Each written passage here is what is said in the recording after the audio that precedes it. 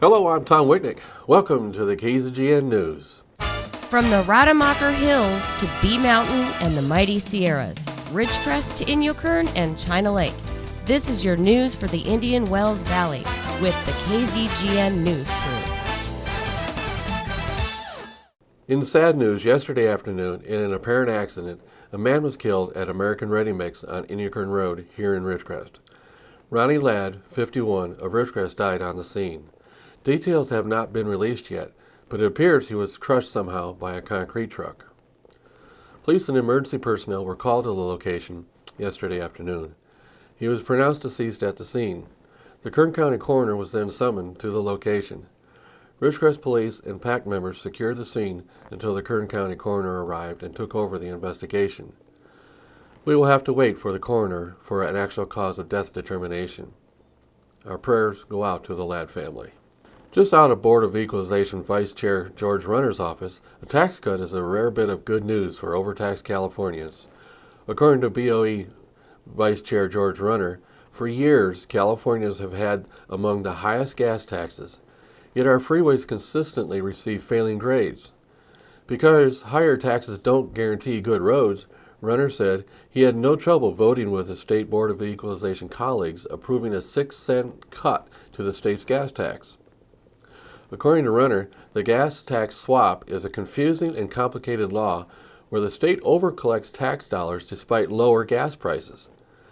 The new rate helps overtaxed Californians and partially offsets cost of a new hidden gas tax effective January 1st to help controversial anti-global warming efforts. Among the highest gas tax rates in the nation, Runner questions government officials devising mileage taxes and road user fees.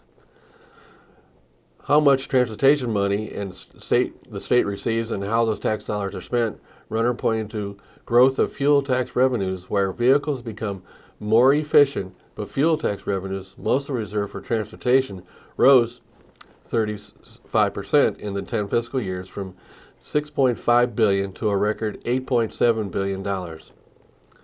Legislative analysts estimate total transportation funding in California from all government sources at $28 billion. About half from local governments and a quarter each from the state and federal government, where fuel taxes are one piece of that fund. Governor Brown's proposed record high $113 billion general fund budget provides very little funding for transportation. It's below average compared to other states. California's overall state spending and welfare spending exceed national averages. Runner maintains funding for roads is best achieved by prioritizing general fund dollars, giving a good value for California dollars and examining transportation laws, regulations, and projected costs like high-speed rail and the Bay Bridge plagued by waste and cost overruns. Runner recommends more time properly stewarding existing funds. George Runner represents more than 9 million Californians as a taxpayer advocate and elected member of the State Board of Equalization. He sponsored the upcoming Small Business Seminar coming March 20th at the Kerr-McGee Center. The Ridgecrest City Council will hold another special meeting for the purpose to discuss and get public comments on the Kern County proposed Indian Wells Valley Land Use Management Plan. Again, this plan is in the county's recommendation to slow down the groundwater overdraft problem we have in the valley. This is the last public hearing before the March 16th comment period officially advertised closure. However, the county said they will continue to take comments until the Board of Supervisors act on the proposal. But again, the advertised comment period does close March 16th. Additionally, the City Council is expected to have this as an agenda item at their regular council meeting date of April 1st. Here at KZGN, we recommend everyone to attend one of these meetings to get informed and make your thoughts known. Pro, con, or alternative comments are needed from you now. In Sacramento news, State Senator Gene Fuller has introduced a bill in Sacramento that would provide funds for schools serving military installations in California. The bill would provide $61 million to California schools for the 2015 to 2016 school year. The funds would be used for matching funds to acquire federal funding for school construction grants from the Office of Economic Development Department and the Department of Defense. Fuller says that many schools that support milling installations are in need of financial support. They need to be upgraded. The reason for the specific help is because the federal government does not pay property taxes. That is how states pay for most school costs.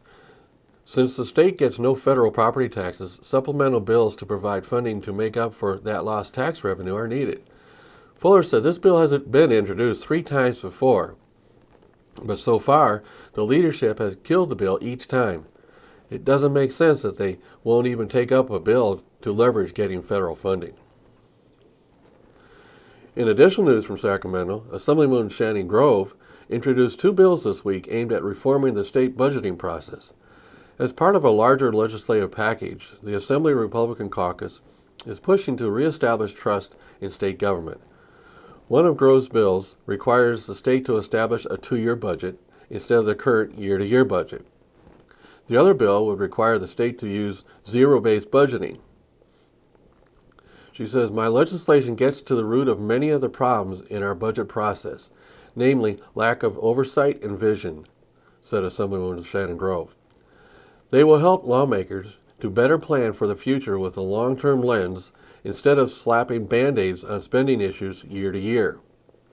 It will also help to weed out wasteful and unnecessary spending and save the taxpayers money. The 2-year budget bill, ACA 5, would amend the state constitution and require the governor to submit a budget proposal for 2 fiscal years instead of 1. The first year of a legislative session would focus on the budget and oversight, while the second year would focus on policy legislation. Not only will this new budgeting method integrate better legislative oversight into the process, but it will enable legislators to plan for short and long-term fiscal priorities to help alleviate California's chronic budget problems. The other bill, Assembly Concurrent Resolution 45, would introduce more cost oversight in state spending by switching to zero-based budgeting for the 40th largest state agencies and departments. Under zero-based budgeting, all the department spending is reviewed and must be justified, not just the changes from last year's spending. This year, the Assembly is applying zero-based budgeting to the University of California budget. So it is obvious, or State Senator and Assemblywoman are trying to bring change to Sacramento. Stay tuned. We'll be back right after these messages.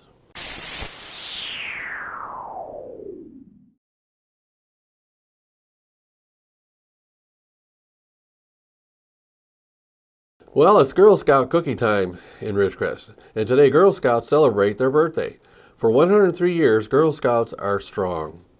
Girl Scouts of Central California are out in force with Thin Mints, Carmelites, peanut butter shortbread, and all your favorite Girl Scout cookie flavors. One of the fastest ways to find the closest Girl Scout cookies being sold is to download the Girl Scout Cookie Finder app. Otherwise, a friendly Girl Scout may come knocking at your door soon. If not, they may be waiting for you outside a local store. Cookies will be sold through March 22nd. You can support our troops through the Girl Scouts. If you can't eat them, treat them. Operation Gratitude program, where cookies are sent to our active military and local veterans. Support your troops buying cookies through our local Girl Scout troops. KZGN News contributing editor Tanya Pyle caught up with Coast Service Unit Managers Lynn Spear and Jody Shadden, who said there are 23 Girl Scout troops in our local area, with approximately 200 girls in full force selling and boothing cookie sales. Among them are kindergarten through 1st grade, the Daisies, 2nd to 3rd grade are the Brownies, 4th and 5th grade are the Juniors, 6th, 7th, and 8th grade Cadets, as well as 9th and 10th grade Seniors. 11th and 12th grade are Girl Scout Ambassadors. Cookie sales are strong in Ridgecrest, Trona, and Inyokern, according to Shadden. Funds raised for the troops are determined by the troops, and usually they designate them for camp or an outside trip or event. Shadden said that troops celebrate the Girl Scouts' birthday with a traditional birthday cake. But wait until after cookie sales season. Our local Girl Scouts are always looking for leaders, Shadden said. 103 years ago, March 12th, Juliette Gordon Lowe founded the organization, where girls have earned badges including Child Nurse, Aerospace, and Business Wise badges, to name a few.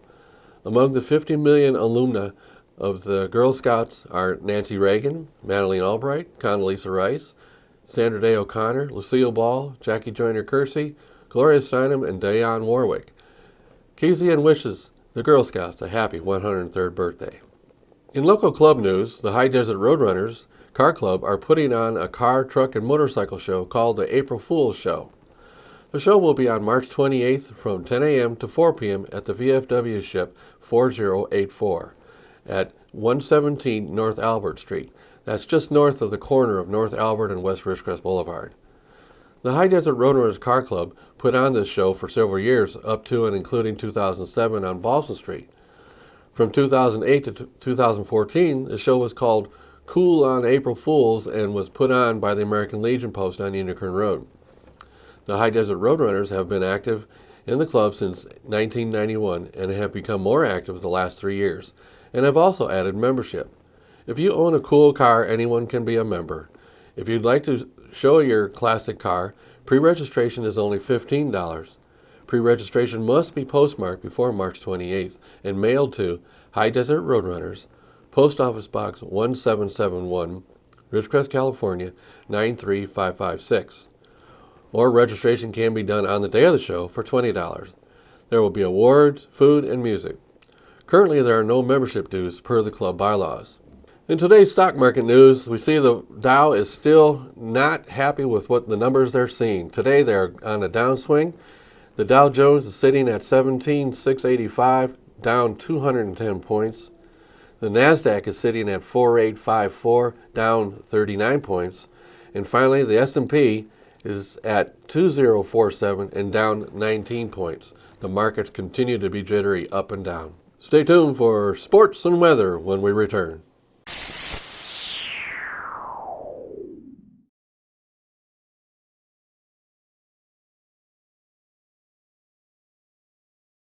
Welcome back, and now let's go to Keith for the weather. Thank you, Tom. Your weather for Friday the 13th, 2015, regionally. On the East Coast, wet weather continues in the southern portion with temperatures ranging from the low 70s down to the 50-degree mark. Further on the East Coast, Massachusetts had a high today of 35. The Midwest was in the mid-50s to low 60s. On the West Coast, from Washington coast all the way down to Oregon, it was 55 degrees. San Francisco came in at 62. Los Angeles had a high of 82. For us locally in the IWV, tonight will be partly cloudy with a low around 47, light and variable winds. Saturday will be mostly sunny with a high near 84, north-northwest wind 5 miles per hour. Saturday night, partly cloudy with a low around 48. Sunday will be mostly sunny with a high near 86, breezy with light and variable winds, becoming south-southwest 15 to 20 miles per hour. Sunday night, partly cloudy with a low around 48, southwest wind 10 to 15 miles per hour. Monday will be mostly sunny with a high near 85, north-northwest wind at 5 miles per hour. And Monday night, partly cloudy with a low around 48 with calm winds. And back to Tom. Thanks, Keith. And now to sports with Tom Heck. Very pleasant Thursday afternoon to everybody. Let's start locally with Saracoso baseball. This afternoon, the Coyotes will be over at Chaffee. And then on Saturday, the Coyotes come back here for a noon game. So today and Saturday for Saracoso, trying to snap that 7-game losing streak in the league, try to get that first league win, and also try to compete in a very interesting this year Foothill Conference. A lot of parity this year. Even though Coastal off to a slow start, chances are they can come up with some wins during the season. All right, we'll check on Burroughs baseball tomorrow. We'll check on Burroughs softball tomorrow. Those teams will be in action today. Find out how John Bradley and Michelle Lazzaro's teams are faring. They're going to be in that new Mojave River League this year, just like the other sports were the first year they've competed in that new league. All right, it's the NCAA basketball fever and season. Everybody has their little ballots, their little game cards. They're all going to be trying to pick teams in the NCAA tournament just for the fun of it, if nothing else. And this time of year, if you're a basketball junkie, boy, it's a smorgasbord for you, as I mentioned the other day. Let's start with who's got an automatic bid again. Northeastern University out of Boston will be in the NCAA tournament. You're going to see their name on your scoring card. They won the Colonial Conference last night. They beat William and Mary. First time they have been there since 1991. Now in the Metro Atlantic Conference, Manhattan defeated Iona, and that's their second in a row. They won that game 79-69. Second time in a row they've been in the NCAA tournament. Also, Wofford defeated Furman of the Southern Conference 67-64. Now, let's look at a couple of the teams that are totally undefeated right now. We have got Kentucky, the Wildcats, at 31-0. They start play today in their conference, the Southeast Conference. And then in the women's side, Princeton is undefeated. They are 30-0. They're the Ivy League champions, and they will be competing in the NCAA tournament. They're going to be the number 11 seed, though, as things go. Now let's take a look locally at some games that are going to be happening today. The Big West tournament starts tonight. Also, the UCLA Bruins get underway. UCLA will play against USC this afternoon in the Pac-12 tournament. That is being held in Las Vegas again for the third year. For many years, they used to play at the Staples Center. They had all the Pac-12 teams come in. I used to go and watch 3 or 4 games in a day. It was a lot of fun. Then they moved it over to Las Vegas. The West Coast Conference has also been moved over to Las Vegas. The West Coast Conference was decided 2 nights ago, and the winner again was Gonzaga. They beat a very, very scrappy BYU team, who beat a very scrappy Pepperdine team. Pepperdine from Southern California area, their best season in a long, long time. Now let's look at the Pac-12 tournament. You have the University of Arizona, who right now is probably the team to beat in the Pac-12 tournament. But USC, who always seems to peak at the tournament time, even though they've had a tough season the last 2 years, they've done fairly well in the tournament. Well, yesterday that continued. They defeated USC I should say, defeated Arizona State. Now what made that game very interesting was that Arizona State had a 17-point lead with about 8 minutes to go, and USC outscored Arizona State 21-4 down the stretch to get the victory. So a huge, huge win for the USC Trojans, and if they can come up with a good 40 minutes today, they don't have much depth. The Bruins don't either. If they could upset UCLA, there's still a chance that USC somehow could make the NCAA tournament. Wouldn't that be something? All right, let's look at the other local teams that are going to be fighting to get in the NCAA tournament.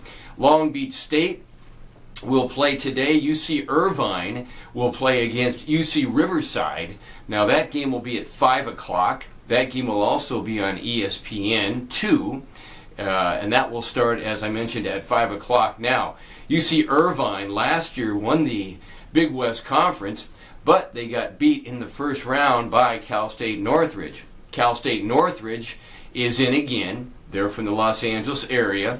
They will play at noon today, and all those games are over at the new pond in Anaheim. That tournament, the Big West tournament, used to be played at the Anaheim Convention Center, but they moved it over to the pond where the Ducks play.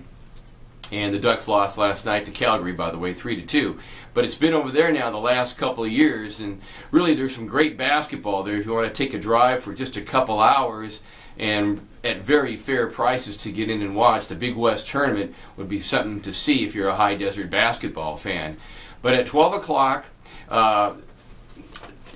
the Long Beach State 49ers take on the Northridge State team, and that'll be a very interesting game. And then at 5 o'clock tonight, as mentioned, UC Riverside will be in action against UC Irvine. All right, some other interesting games around college basketball last night. TCU defeated Kansas State. They stay alive.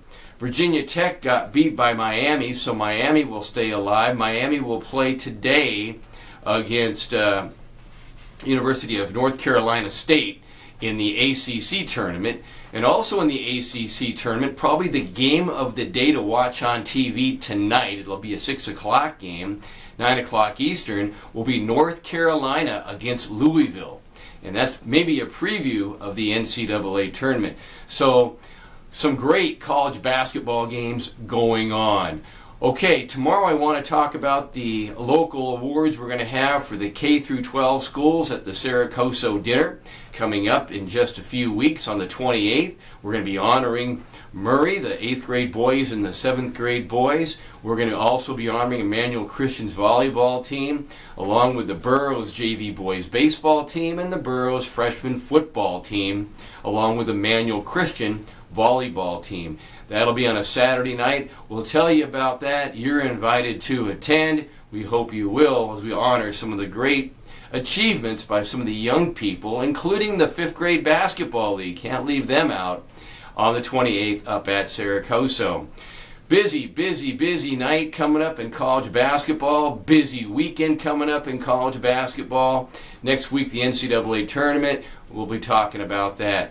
Have a good Thursday afternoon for KZGN. I'm Tom Heck. Finally, with the upcoming beautiful spring wildflower show we are expecting, we are asking our viewers to share any nice pictures they may have with KZGN.